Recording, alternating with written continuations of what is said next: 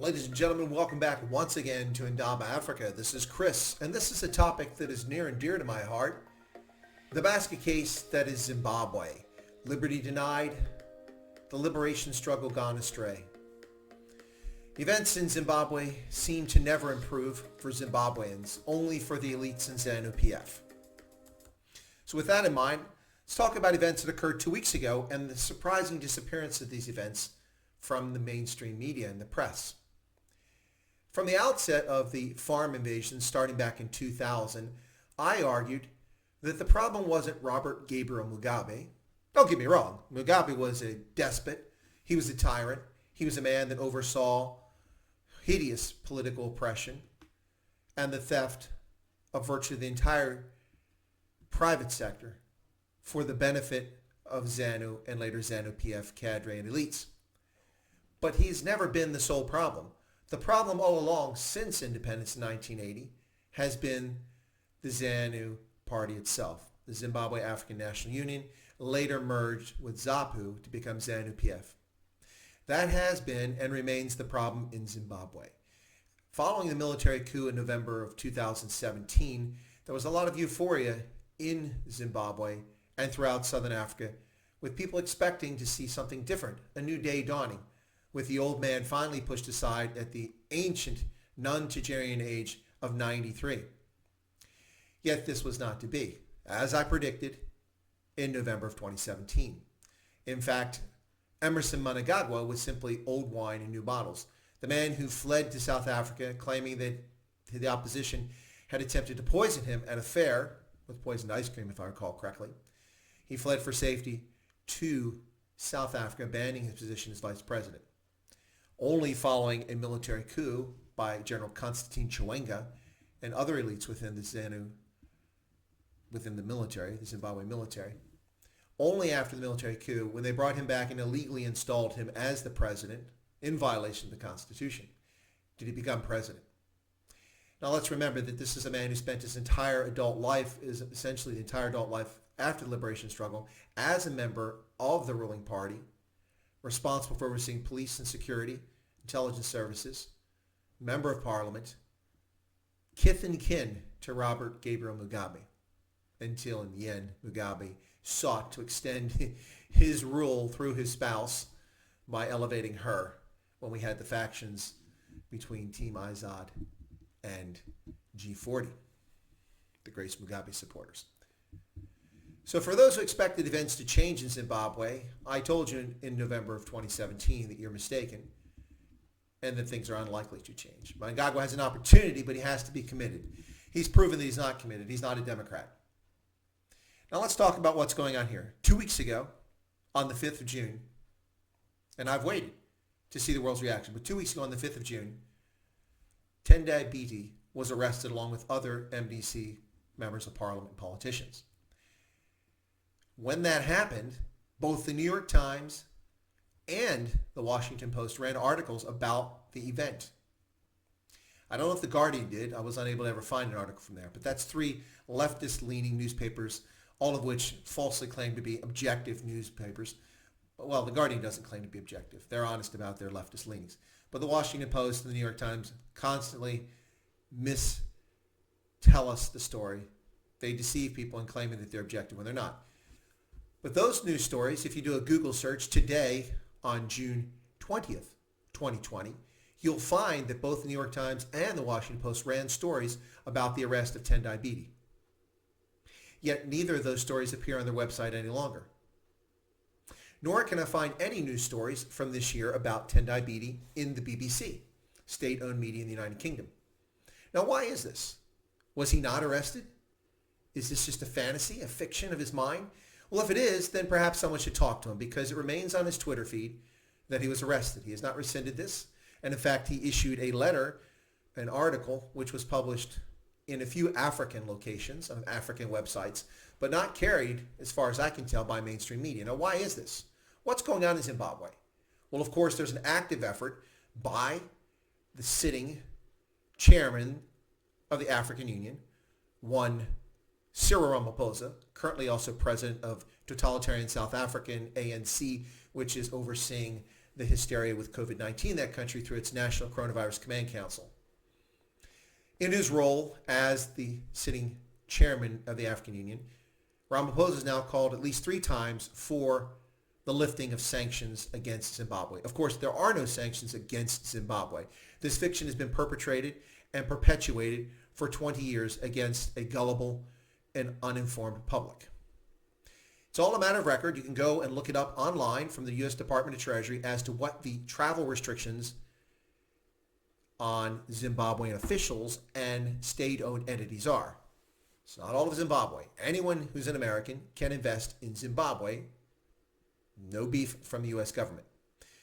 Nonetheless, Robert Mugabe and now Emerson Mnangagwa have claimed for 20 years that there have been sanctions against their country. Well, for starters, these things didn't even start until long after the farm invasions took place. Only a couple years after that, in 2003, did the U.S. finally impose sanctions on Zimbabwe. And it's not for farm invasions, which is what the myth is about.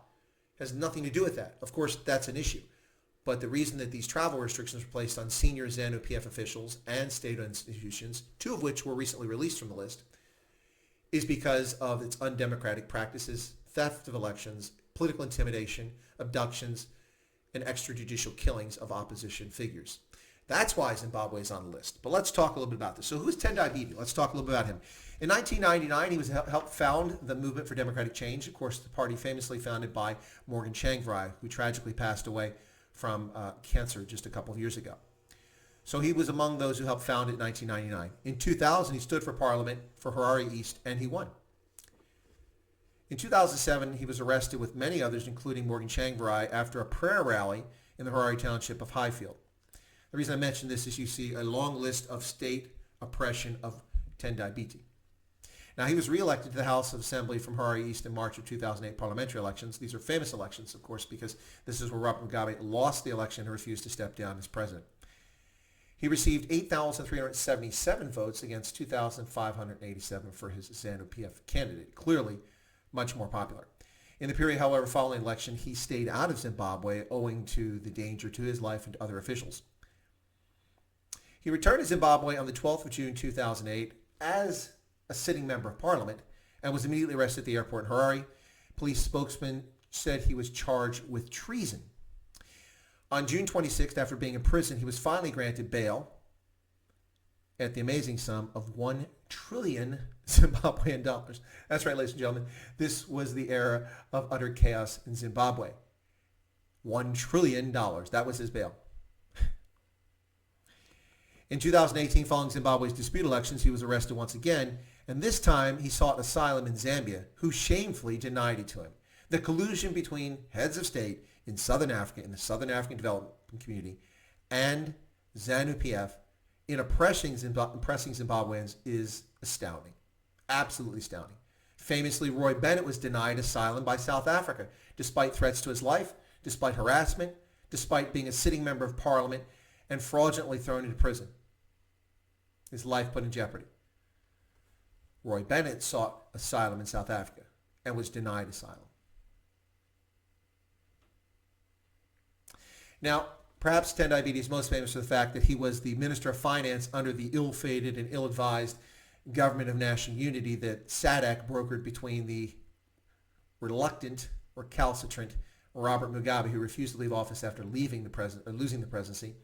And in order to prevent conflict, SADC negotiated a Government of National Unity. And Morgan Tsvangirai's MDC unfortunately entered into this Government of National Unity, which at the time I suggested was simply going to leave them open to criticism for the failures of Zimbabwe, because they would not control the police, they would not control the military, they would not control the courts, and they would not control the police of the state, intelligence services.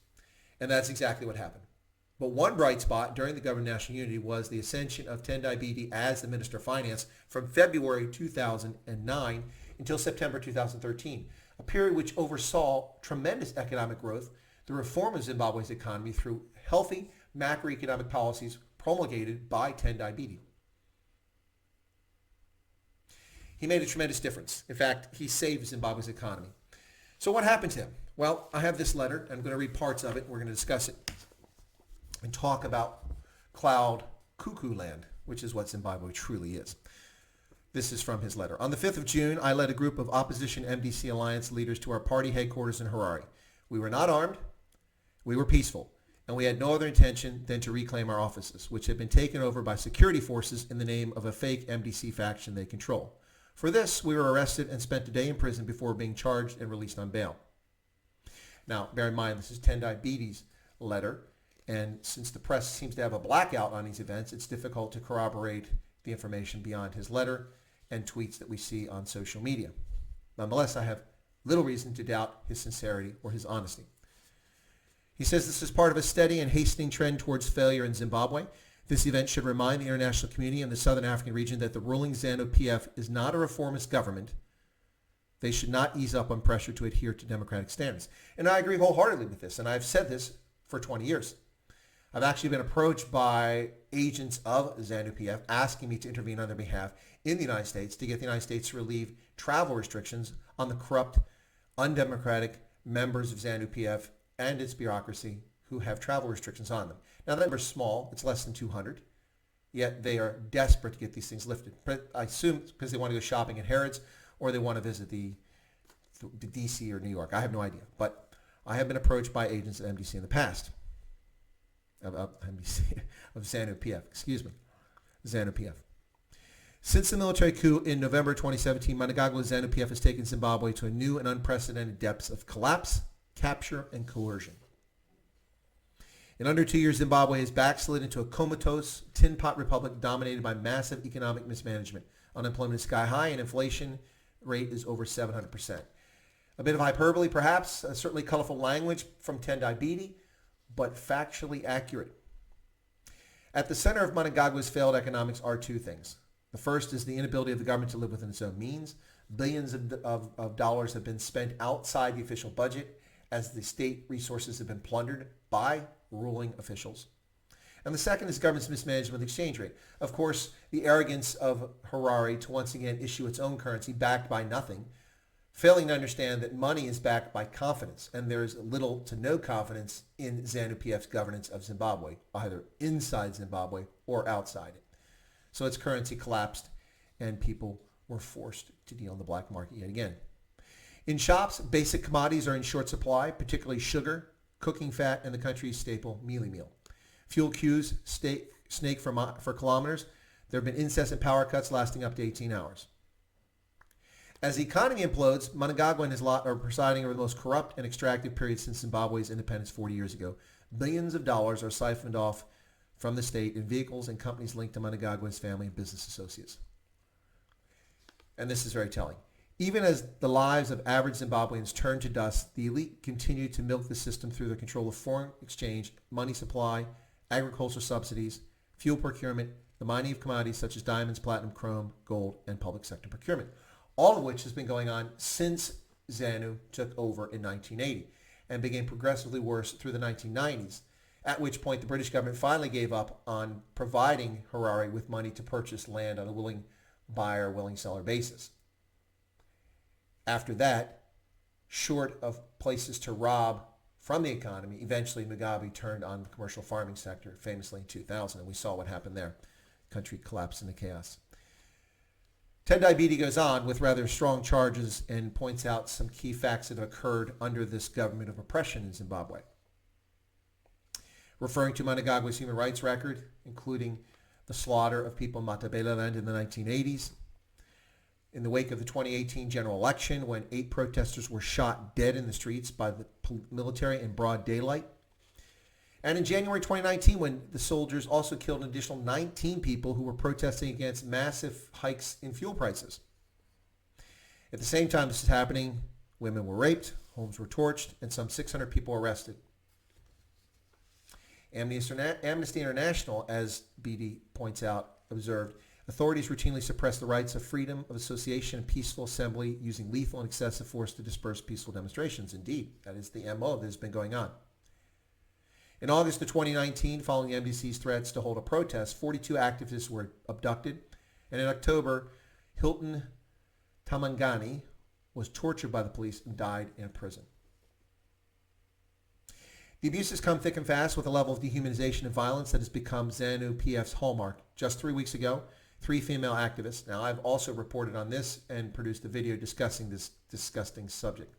But 3 female activists from the MDC, Johanna Mamombe, Cecilia Chimbiri, and Netsai Maroa, were abducted, tortured, and sexually abused by state security agents following their participation in the street protest. Among the methods of torture against these women, which have been widely reported in the press and corroborated, were the shoving of gun barrels into their private parts, the forced consumption of urine and feces. And it continues. 10 Diabetes says, most recently ZANU-PF, craving the flow of international funds that recognition of Zimbabwe's democracy could bring, has attempted to use a curious court judgment to hatch a Trojan horse within the MDC alliance, forcing us to hand over the leadership of the party to a rival that contested against us and lost in the 2018 general election. As if that was not enough, on June 3, 2020, the military physically seized our party's head office, Morgan Richard Chang Rye House, and physically handed control of the premises to the rival beneficiaries. 10 Diabetes' mission this past Friday, when he wrote the letter, was to gain access to their building. And here's what happened. And he goes on and tells a very depressing tale of the abuses he suffered, having been arrested, bundled in a police truck, thrown in a prison, and where he mentions at the Harare Central Police Station, we saw the grisly intestines of state failure under ZANU-PF's 40 years of misrule. We were placed in a tiny room replete with a broken ceiling and chairs, an old Remington typewriter, fit for a museum, and tattered police uniforms hanging from the door. It was like a scene from a bad Western. They waited hours to be processed and charged, and this went on. And eventually, they finally received bail the next day after long. I won't read the entire portion of this. It's quite depressing to read. But this is a member of parliament, ladies and gentlemen, and this is the treatment this person received. And eventually, we'll find what they were actually charged with. They were charged with a ridiculous... Actually, the charge is... Where's it at here? Ugh, I can't even find the charge. Oh, here it is. No, that's not it. Yes. Can't even find the charge here. But they were charged with a ridiculous offense that actually amounts to nothing. This is a member of parliament. I've given you the list of previous times in which he's been harassed by ZANU-PF and its government and charged with bizarre things like treason, which he's never been guilty of. This man is a patriot of Zimbabwe. He cares about Zimbabwe's 14, 18 million people, depending if you count those at home or those who are hiding abroad from ZANU-PF oppression. Why is the world silent on Zimbabwe? Why have the Washington Post and the New York Times removed articles that they published 2 weeks ago? Is there some sort of collusion here? This isn't a conspiracy claim, but one has to wonder, is 10 Diabetes making this up? And why would he make this up? It makes no sense whatsoever. What does make sense is the claims that 10 Diabetes makes and the accusations I've made against ZANU-PF have proven to be true time and again. A government that practices extrajudicial execution by using thugs and cronies to take out political opponents or to intimidate them. We've seen this repeatedly throughout elections since 2000. A government that pilfers from the state coffers. A government whose elites have their hands in the till from state-owned enterprises and from natural resource extraction, all to the detriment of Zimbabweans. Why is this allowed to happen? Robert Mugabe is dead. He's gone. Most of the people who are left in ZANU-PF who have any sort of liberation credentials are octogenarians, septuagenarians, octogenarians, or notogenarians at this point. Why do heads of state in Southern Africa continue to support and look the other way at the oppression of the Zimbabwean people? This is not what liberation was about. This is not what people fought in the bush for in Rhodesia against Rhodesian forces. And this is not what the white Rhodesians who became Zimbabweans and stayed behind in Zimbabwe to contribute to society bargained on. This was supposed to be a representative democracy that stood for liberty and freedom. It's been anything but. Despite a relatively good start after 1980, in large measure because Zimbabwe inherited a functioning bureaucracy, a functioning economy, and an economy that was self-sufficient in many sectors owing to the fact that it had to use substitution during a period of embargo and sanctions against it. In a very healthy commercial agricultural sector, Zimbabwe got off to a good start, with Mugabe, Prime Minister Mugabe's government, actually making a difference when it came to public education and healthcare, improving those standards throughout Zimbabwe. However, the obsessive, maniacal, megalomaniac attitude of Mugabe and ZANU-PF put them at odds with Joshua Nkomo and ZAPU. And that, of course, led to confrontation and fictitious charges against ZAPU officials, and the suppression of supporters of ZAPU throughout Matabeleland, and the death of at least 20,000 Zimbabweans at the hands of the State Security Services and the 5th Brigade. And we know that story. And from there on, things went downhill. However, it wasn't until the late 1990s that there was so little left to steal from the economy that Mugabe and ZANU finally turned on the commercial agricultural sector. And of course, played the always ever-present, but never rejected trump card of race. And painted it as a picture of white versus black, colonial theft of land versus inherent rights to land. And distorted the picture about what actually happened in Zimbabwe, a country where 42% of all commercial farmland was sold only with permission of Mugabe's government between 1980 and 2000. 42% of all commercial farmland. So if they were serious about farmland and redistributing farmland to war veterans and poor black Africans, they could have obtained 42% of it legally. But instead, they bought some of that farmland and handed it out to senior police, political, and military officials. Very few poor black Africans benefited from this time frame. After the military finally pushed aside Robert Mugabe in a bloodless coup in November of 2017, there was a lot of euphoria that Emerson Mnangagwa would turn over a new leaf. If anything, as you can see from this statement and letter from Tendai Biti, it's far from a new leaf. It's more of the same. In fact, it's worse in many ways. The world is weary. It can't be bothered and pays little attention to the abuses, the human rights, the suffering of Zimbabweans under ZANU-PF. Why have the New York Times and why has the Washington Post removed their stories about what happened to Tendai Biti, and why have there not been any follow-up reports in 2 weeks after the man was imprisoned? That's a good question, and I wonder why that is.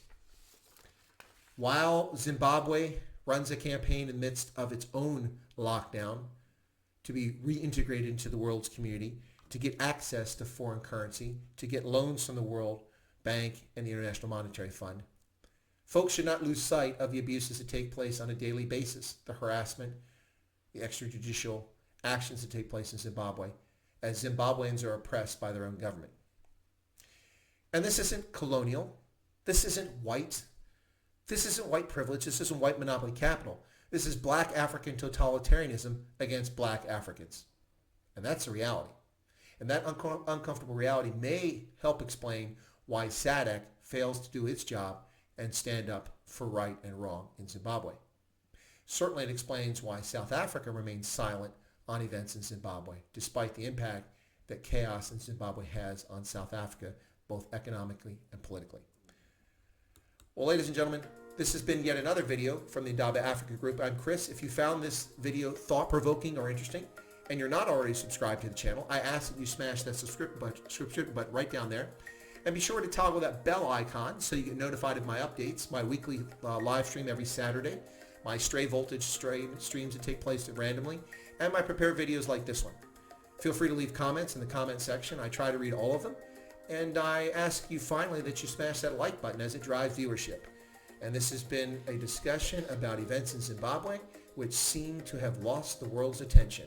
Ladies and gentlemen, have a pleasant day.